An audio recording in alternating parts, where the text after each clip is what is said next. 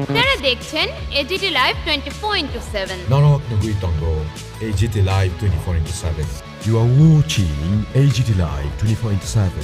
आप देख रहे हैं एजीटी लाइव 24/7।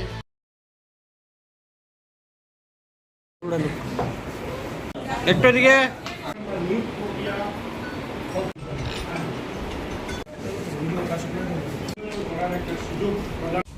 বিশেষ করে এই দুর্গাপুজোতে সবাই বোনাস পায়, কিন্তু আশা দিদিরা তারা অ্যাডভান্স পায় কিন্তু বোনাস পায় না। অ্যাডভান্স পায়, এর মধ্যে 10টা কাজের বিনিময়ে 1000 টাকা পায়, আর ওনারা কোনো বোনাস বলতে কিছু পায় না। তো অন্যান্য যেগুলো সংগঠন আছে, অন্যান্য যারা অনিয়মিত ওয়ার্কার আছে, প্রত্যেকেই কিন্তু বোনাস পায় পুজোর সময়। তো আমরা দাবি রাখবো, বাঙালি যেহেতু আমাদের মাতৃশক্তি, ওনারাই দুর্গা আমি মনে করি এই রাজ্যে। এই দুর্গাপুজোয় ওনাদের মতো মাতৃশক্তিদের যদি বোনাস না দেওয়া হয়, এটা অত্যন্ত লজ্জাজনক হবে। 2007 সালে এই রাজ্যে আশারা নিয়োগ হয়েছে। প্রথমত 2 বছর, 3 বছর, 4 বছর তারা কোনো টাকা ছাড়া তারা সমাজের মানুষের প্রতি দায়বদ্ধতা নিয়ে ওনারা কাজ করেছে। তার পরবর্তী সময় 100 টাকা করতে করতে 2018 সালের পর্যন্ত ওনারা পেতেন শুধু 500 টাকা। এই রাজ্যে রাষ্ট্রবাদী সরকার প্রতিষ্ঠিত হওয়ার পর প্রথমেই তাদেরকে 1500 টাকা বৃদ্ধি করা হয়েছে। পরবর্তী সময়ে তাদেরকে 2023 নির্বাচনকে সামনে রেখে রাষ্ট্রবাদী সরকার ঘোষণা দিয়েছিলেন যে ওনারা যদি দ্বিতীয়বার প্রতিষ্ঠিত হয় তাহলে ডিসেম্বর 2022 থেকে ওনাদেরকে 1000 টাকা করে বৃদ্ধি করা হবে। তো সেই অনুযায়ী দ্বিতীয়বার যখন রাষ্ট্রবাদী সরকার প্রতিষ্ঠিত হয়, সেই অনুযায়ী তাদেরকে 1000 টাকা বৃদ্ধি করা হয়েছে।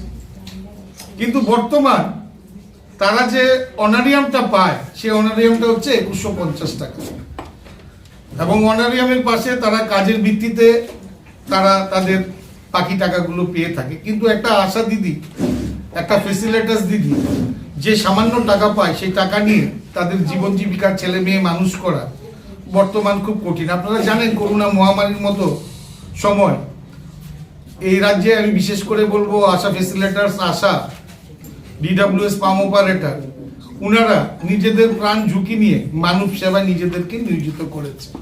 এবং করোনার মতো মহামারী, সেই ভাইরাসকে এই রাজ্যে বৃদ্ধি হতে দেয়নি আশা এবং আশা ফেসিলিটার্স। এবং বিশেষ করে পানীয় জলের ব্যবস্থাপনার ক্ষেত্রে সেই ক্ষেত্রেও ডিডব্লিউএস ভূমিকা নিয়েছে। তো আমি মনে করি আমাদের এই বাজেট অধিবেশনের আগে আপনাদের মাধ্যমে, সংবাদ মাধ্যমের মাধ্যমে সরকার, রাজ্যবাসী এবং প্রত্যেকটা মানুষের কাছে আশা এবং ডিডব্লিউএস এবং আশা ফেসিলিটার্স, ওনাদের সম্পর্কে মানুষ অবগত হওয়া উচিত।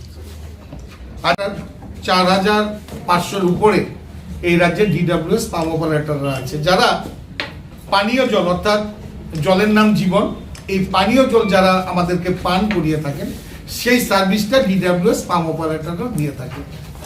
এই ডিডব্লিউএস পাম অপারেটরের ব্যাপারে বিস্তারিত আলোচনা ডিডব্লিউএস সংগঠনের সভাপতি করবেন, কিন্তু তার আগে আমি মনে করি আপনাদের একটা দুটো বিষয় ডিডব্লিউএস এর ব্যাপারে আমি তুলে ধরা আমার অত্যন্ত প্রয়োজন। এই ডিডব্লিউএস পাম অপারেটররা বিগত বামফ্রন্ট সরকারের আমলে ওনারা পেতেন 4700 টাকা।